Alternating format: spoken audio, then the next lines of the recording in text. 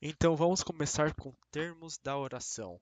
Termos da oração também abrange termos essenciais, termos integrantes e acessórios. Começamos com o mais simples, que são os termos essenciais, sujeito e predicado.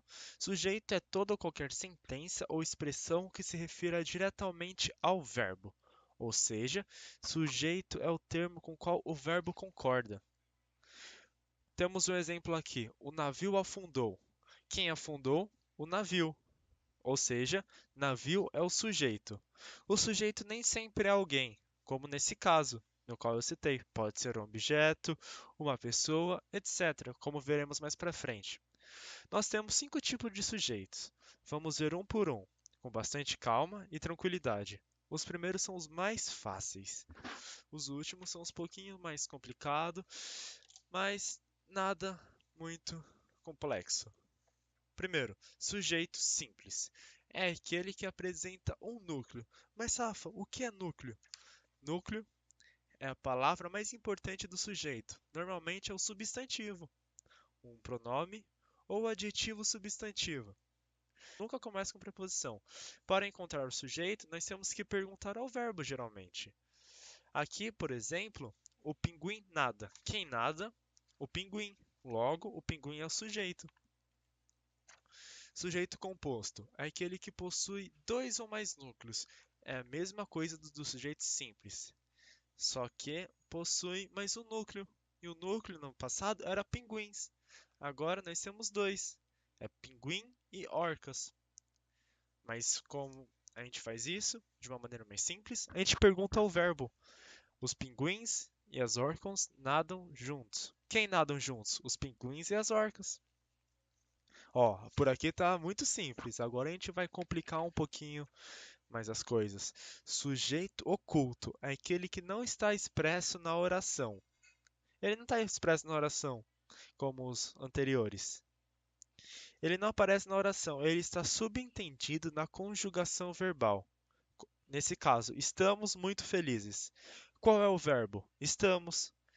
O sujeito oculto geralmente vai estar na primeira ou na segunda pessoa do singular ou do plural. Sujeito indeterminado. Não se quer ou não se pode explicitar. Sempre o verbo estará na terceira pessoa do singular e acompanhado do pronome se. E ou acompanhado do pronome se. Não se deixe explícito que quem é o verbo na terceira pessoa, a não ser que tenha um contexto antes. Caso tenha um contexto antes, vai ser sujeito oculto.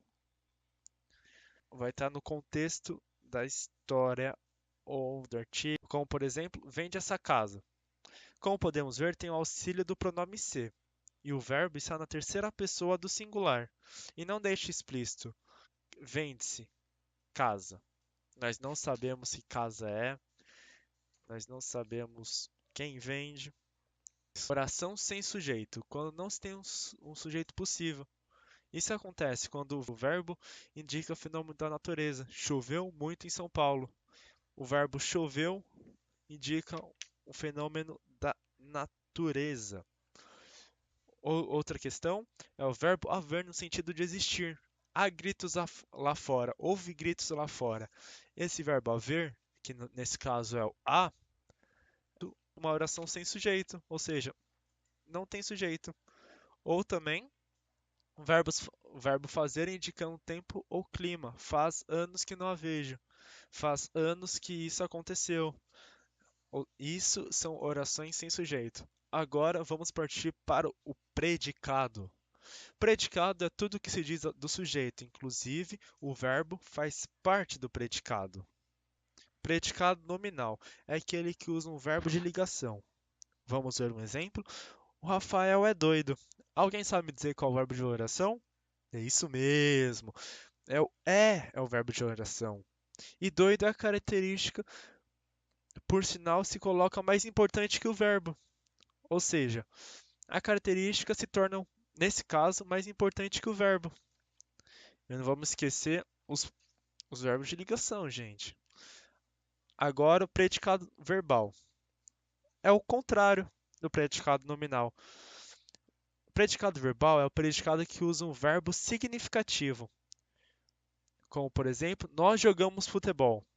Jogamos é um verbo de ação, e como é um verbo de ação, temos um predicado nominal, verbal. Logo, o verbo é bem mais importante que as características no predicado verbal. E como não temos características aqui, é predicado verbal. Agora vamos por o mais complicado de todos, mas é muito simples a partir do momento que nós entendemos.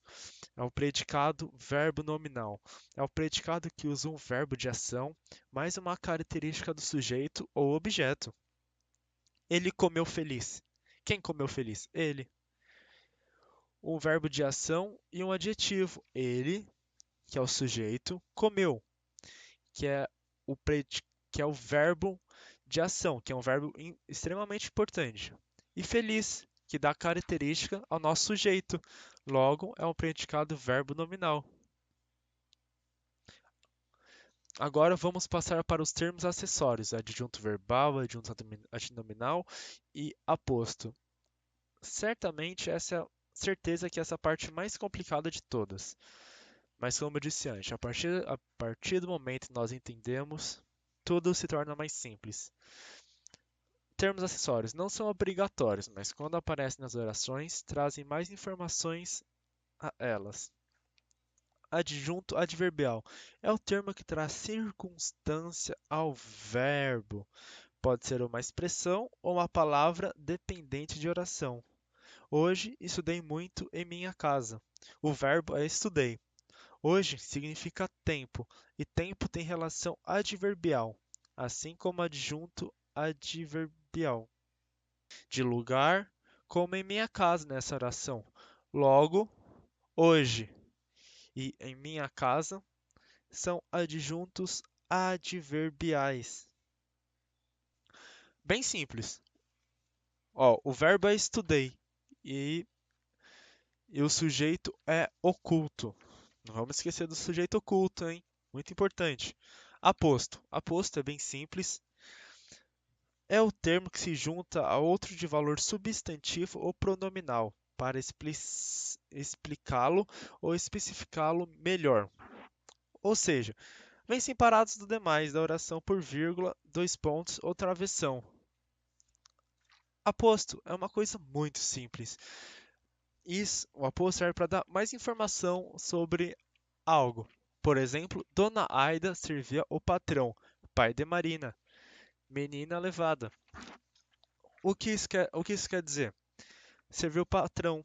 Até aí estaria certo, mas como ela queria acrescentar mais informações, colocou o pai de Marina e depois colocou Marina, menina levada, acrescentando mais informações em cima de informações. Isso é um jeito muito bom de acrescentar informações. Muito simples, muito rápido. Adjunto adnominal. É o termo que se refere ao núcleo de um elemento.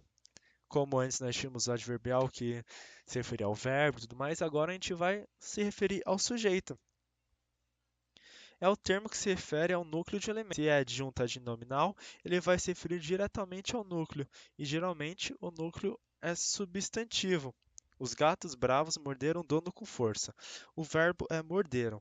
Sujeito é os gatos. O dono complementa o verbo, logo é objeto direto. Com força, adjunto adverbial. O núcleo é os gatos e os e bravo. Refere-se ao núcleo, logo adjunto adnominal. Ou seja, como bravos e os refere-se a gatos, que é o núcleo do sujeito, podemos dizer que ele é um adjunto adnominal. Muito simples, muito rápido, fácil de entender, não é nenhum monstro de sete cabeças como nós todos pensamos na sala de aula. E vamos para a próxima. Termos integrantes: agente da passiva, complemento nominal e complemento verbal. Muito mais simples, acho que o mais complicado já se foi, que eram os termos acessórios.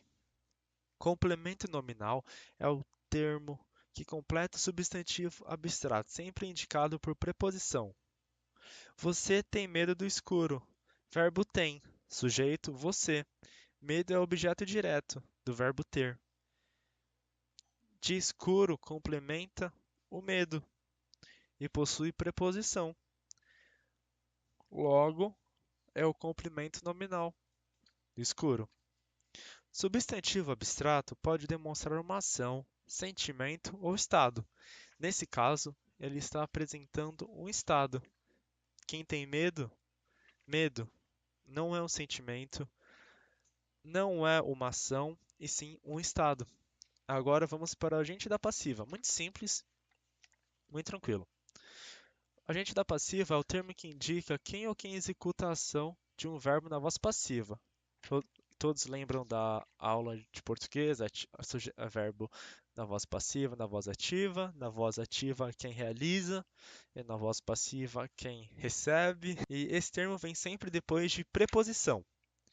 E nós temos uma regrinha muito boa para ser usada nas horas da prova, no Enem, futuro concursante aí.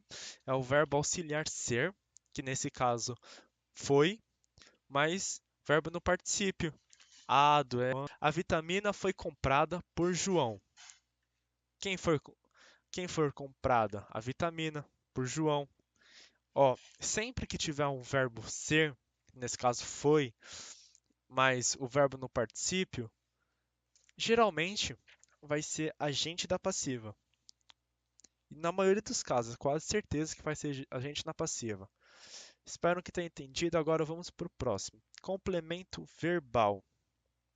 Complemento verbal tem exatamente a função de complementar o sentido dos verbos transitivo direto e transitivos indiretos. Também temos transitivo direto e indireto. Objeto direto é o termo da oração que completa o sentido de um verbo, sem o uso de preposição. Como nós vimos anteriormente, fizemos o uso de diversos objetos diretos. Mas agora nós vamos ver o que é. Ana vende livros. Quem vende, vende algo. E nesse caso, livros. Como não tem o auxílio da preposição, podemos dizer que é um objeto direto. Ou seja, objeto direto é aquele que acrescenta mais informações sobre o verbo. Podemos dizer assim. E objeto direto é o termo da oração que completa o sentido de um verbo com uso de preposição. É quase a mesma coisa, só que nesse caso tem o auxílio de preposição, o de, como podemos ver aqui. Logo, tornando-se um objeto indireto. Objeto transitivo direto e indireto, não menos importante. Objeto transitivo direto e indireto são aqueles que necessitam de dois complementos. Ou seja, um sem preposição, objeto direto, e um com preposição, objeto indireto. Ou seja, nós juntamos o objeto direto e o objeto indireto nos dois casos que vimos anteriormente e formamos um objeto transitivo direto e indireto, como nesse caso, oferecem ajuda ao menino. E espero que tenham gostado e até a próxima. Valeu, falou!